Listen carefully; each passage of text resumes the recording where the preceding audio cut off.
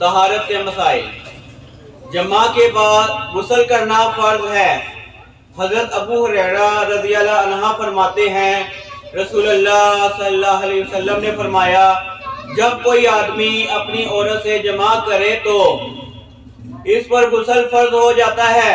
اسے بخاری اور مسلم نے روایت کیا ہے۔ احتلام کے بعد غسل کرنا فرض ہے۔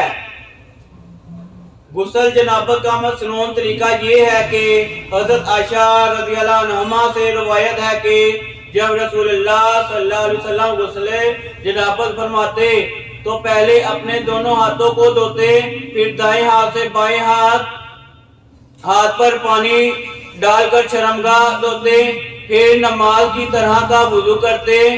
اس کے بعد ہاتھوں کی انگلیوں سے سر کے بالوں کی جڑوں کو پانی سے تر کرتے، 3 لب پانی میں ڈالتے اور پھر سارے بدن پر پانی بہاتے، آخر میں 1 دفعہ پھر دونوں پاؤں دھوتے۔ اسے بخاری اور مسلم نے روایت کیا ہے۔ مزی خارج ہونے سے غسل فرض نہیں ہوتا۔ حضرت علی رضی اللہ عنہ فرماتے ہیں میں مزی کا مریض تھا اور نبی اکرم صلی اللہ علیہ وسلم سے مسئلہ دریافت کرنے سے شرماتا تھا کیونکہ آپ صلی اللہ علیہ وسلم کی بیٹی میرے نکاح میں تھی۔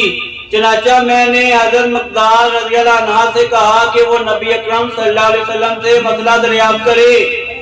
نبی اکرم صلی اللہ علیہ وسلم نے فرمایا اپنی شرمگاہ دھوئیں اور وضو کر لے۔ اسے بخاری اور مسلم نے روایت کیا ہے۔ بیماری کی وجہ سے مکمل پاکیزگی ممکن نہ ہو تو اسی حالت میں نماز ادا کرنی چاہیے، البتہ ہر نماز کے لیے نیا وضو کرنا ضروری ہے۔ حضرت فاطمہ بن حبیش رضی اللہ عنہما سے روایت ہے کہ وہ مریضہ تھی، نبی اکرم صلی اللہ علیہ وسلم نے انہیں فرمایا جب حیض کا خون ہو تو یہ سیاہ رنگ کا ہوتا ہے جو پہچانا جاتا ہے، لہذا جب یہ ہو تو نماز نہ پڑھو، لیکن اگر اس کے علاوہ کوئی دوسرا خون ہو تو وضو کر کے نماز پڑھ لو، کیونکہ یہ استحاضہ کا خون ایک رگ سے نکلتا ہے۔ اسے ابو داؤد اور نسائی نے روایت کیا ہے۔ حائضہ اور جنبی مسجد سے گزر سکتے ہیں، ٹھہر نہیں سکتے۔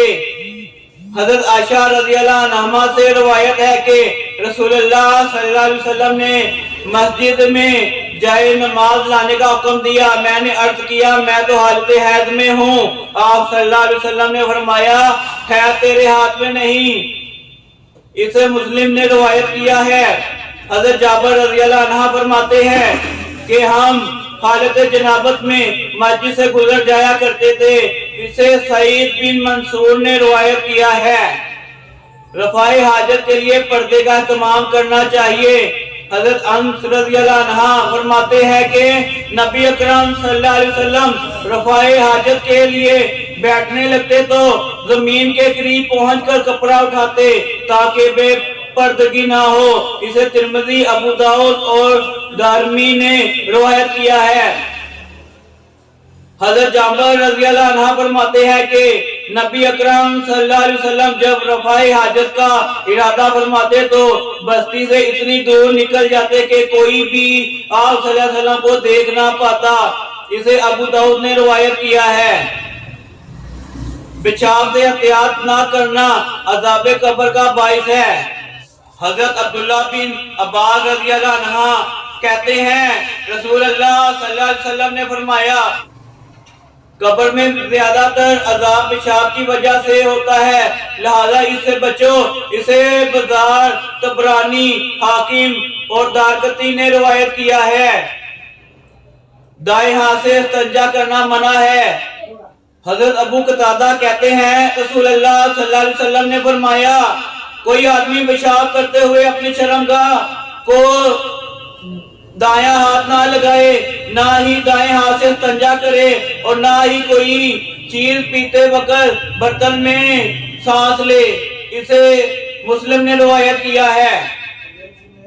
بیت الخلاء میں داخل ہونے سے قبل یہ دعا پڑھنی چاہیے۔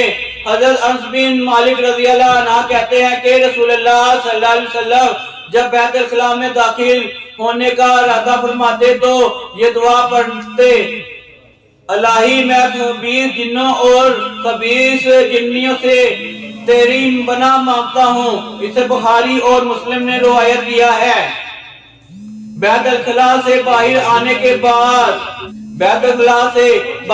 کے بعد غفرانہ کا کہنا مسنون ہے۔ حضرت عائشہ رضی اللہ عنہا سے روایت ہے کہ نبی اکرم صلی اللہ علیہ وسلم جب بیت الخلاء سے باہر تشریف لاتے تو فرماتے، یا اللہ میں تیری بخشش کا طالب ہوں۔ اسے احمد، ترمذی اور ابن ماجہ نے روایت کیا ہے۔